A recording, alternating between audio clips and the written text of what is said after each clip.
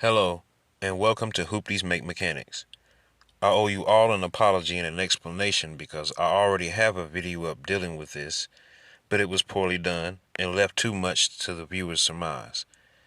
And if you're like me, you get frustrated when you watch a video and the one thing you're stuck on is the one thing that gets skipped. So I made this to be a bit more comprehensive. So let's get started. Disconnect this side of the air intake resonator module. Then disconnect the other side to release the air intake resonator. Disconnect the second side of the intake hose from the intake. The first one was released at the resonator. Disconnect the third side of the intake hose from the fuse box assembly to release the air intake hose. Now intake is available to be disconnected. There are 4 10mm screws to disconnect the intake, including this semi-hidden 12mm screw, maybe 10 on some models, but we'll get to those in a little bit. Unscrew these 2 10mm hood protectors to easily get to the bolts. There are 5 10mm screws to remove the cover from the frame, 3 up top and 2 more down low.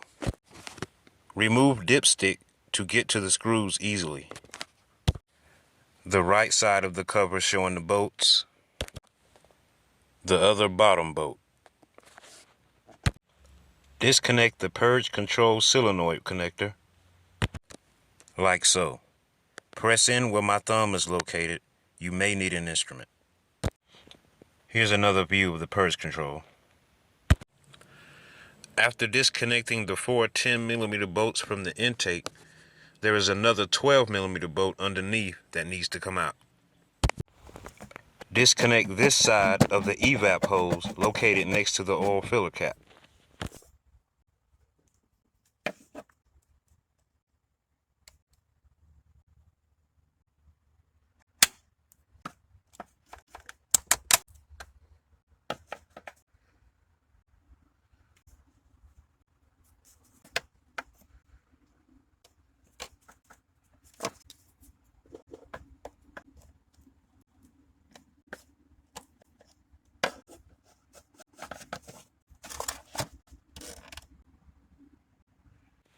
Now disconnect the PCV breather hose.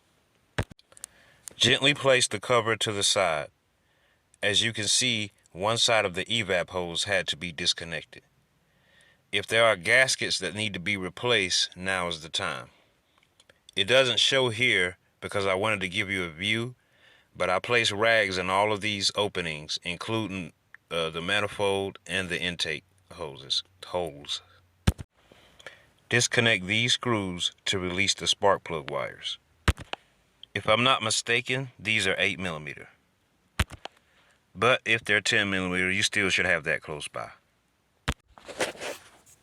Just so I won't do a slap rock, I number my coils just in case.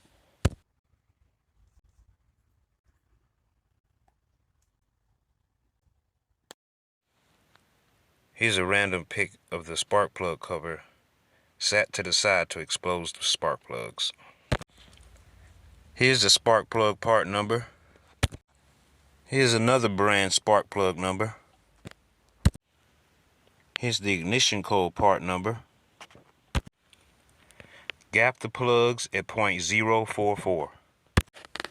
Here's the air filter part number, because why not?